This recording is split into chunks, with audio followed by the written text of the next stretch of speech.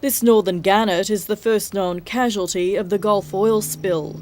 Fragile wetlands off the coast of Louisiana are also in danger. Of all the different types of habitats that get hit by oil, wetlands are the ones that are the most sensitive to and the hardest to recover from. Scientists say if oil gets into the mud, there'll be no way to clean it, and it could still be there 20 years from now. About 750,000 litres of oil a day is spewing into the ocean, and so far BP's efforts to stop the flow haven't worked. I think I share the disappointment of all in the fact that none of those worked.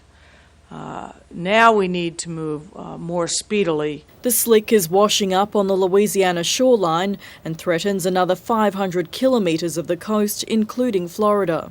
This spill could also prove catastrophic for the region's multi-billion-dollar commercial fishing industry. A fifth of the country's seafood comes from the Gulf waters. Many fishermen are worried about their livelihoods.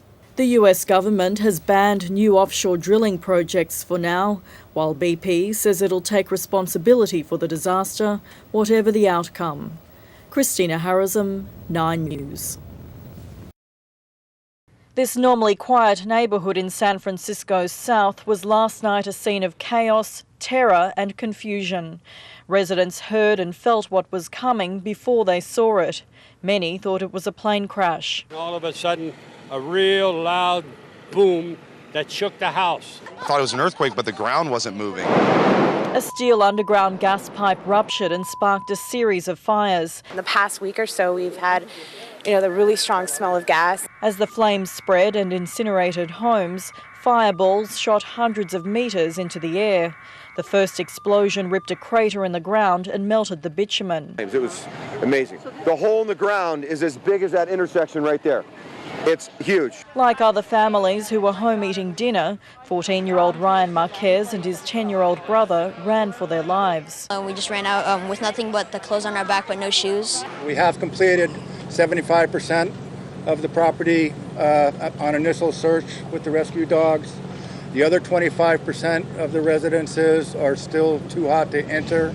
Most of the residents who can't go home have no other option but to stay at an evacuation centre like the one behind me, and it'll be months before many even have a home to go to. This is going to be a long haul for the city and all of our residents for a number of weeks to come. A state of emergency has been declared, and while the fire is out, the area remains a no-go zone. In San Bruno, California, Christina Harrison, 10 News. His name says it all. He has the will and the power and wants to be number one. He was the favourite to win today's Grand Prix at Long Beach. Oh, we like him. He's Australian, he's good. The 29-year-old from Toowoomba started up front and led early off the pole, but American Ryan Hunter-Reay passed him after the first set of pit stops and kept the margin to win.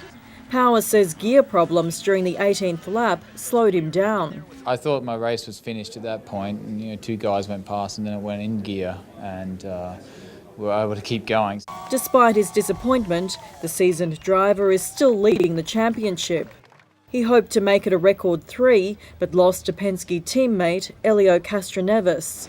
It gave Penske its third win for the year, a team dominated by Australian drivers.